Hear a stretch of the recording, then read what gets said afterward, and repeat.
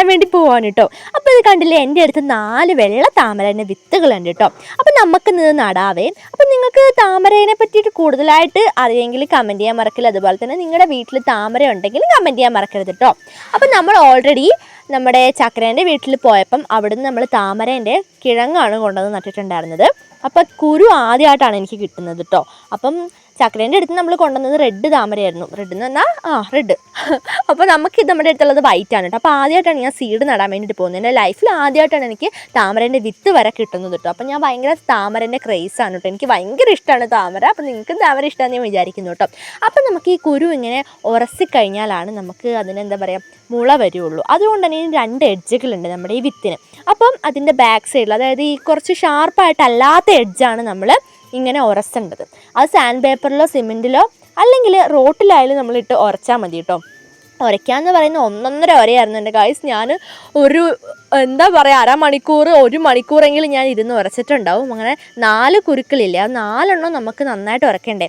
അപ്പോൾ വാവാറ്റയും കൂടി എന്നെ ഹെൽപ്പ് ചെയ്തിട്ടുണ്ടായിരുന്നു കേട്ടോ. അങ്ങനെ ഞാനിതേ ഉരച്ചുകൊണ്ടേയിരിക്കുകയാണ് ഗൈസ്. മിക്കവാറും നമ്മുടെ ജലമിഷൻ പദ്ധതിൻ്റെ സ്റ്റാൻഡാണ് കേട്ടോ കാണുന്നത്.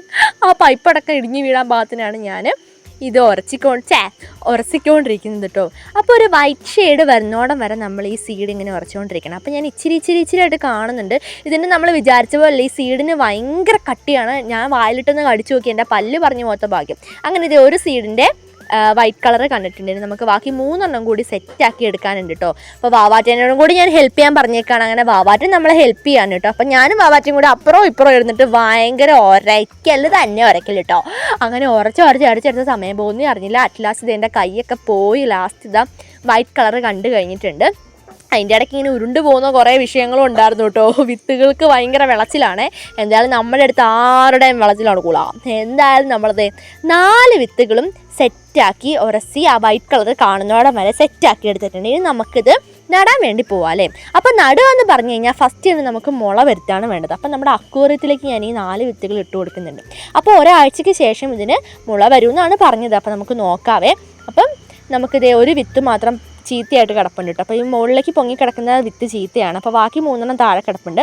അപ്പോൾ 1 വീക്കിന് ശേഷം നമ്മുടെ വിത്തിൻ്റെ അവസ്ഥ എന്തായാലും നമുക്ക് കാണാം കേട്ടോ ഗായ്സ്. അപ്പം എന്തായാലും താമര നമ്മൾ വെള്ളത്തിലിട്ടിട്ടുണ്ട്. എന്തായാലും അതിന് നല്ലൊരു മുള വരുമെന്നാണ് എനിക്ക് തോന്നുന്നത്. അപ്പോൾ ഇതിൻ്റെ അപ്ഡേഷൻസ് നമ്മൾ പോസ്റ്റ് ചെയ്യുന്നതാണ്. അപ്പോൾ നമുക്ക് നെക്സ്റ്റ് വീഡിയോയിലൂടെ കാണാം. ബൈ.